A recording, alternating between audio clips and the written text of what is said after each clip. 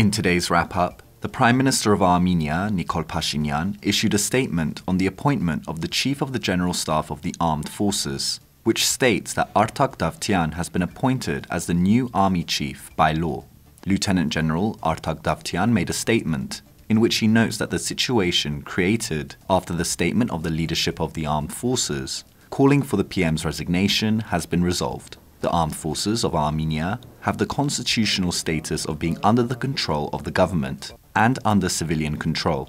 We will maintain neutrality in political matters, General Davtyan stated. Later, Prime Minister Nikol Pashinyan visited the Ministry of Defense and introduced the newly appointed Chief of Staff to the highest officers of the armed forces. Pashinyan stated that Davtyan is taking over the post in a very difficult period. He added that the armed forces are in need of reforms. Pashinyan furthermore reiterated that it is essential that the armed forces remains apolitical and does not involve itself in the political sphere. The crisis in the armed forces began when Pashinyan dismissed the Chief of the General Staff, Onik Gasparyan, who later released a statement with other military leaders calling for the government and the Prime Minister's resignation.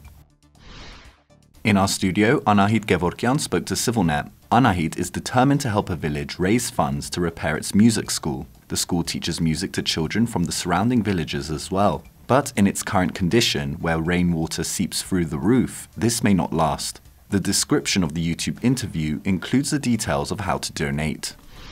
And CivilNet's Ani Paitian went to the town of Martuni, which is one of the first towns in Artsakh that was targeted by Azerbaijan during the 2020 war. During and immediately after the war, the town was completely emptied of its population. Now, almost 4 months later, the residents have returned to their homes. Ani went to see how the repair works are going and spoke to residents to see how their situation has changed.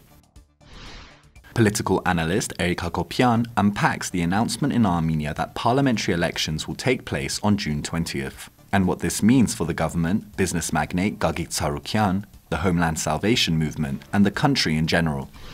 And finally, Narek Gasparyan, a participant of the April War, died in Mataghis 6 days before being discharged from the army. Narek's brother, Never, still remembers his brother fondly. He reminisces about how Narek went to the army with enthusiasm and had many goals he intended to accomplish on his return. Every year, his family goes to a church in Nork to commemorate Narek and the sacrifice he made. As long as I give him life, Narek lives and remains with us, Never says. Never added that the fallen soldiers gave their lives for us, so we must continue to live on.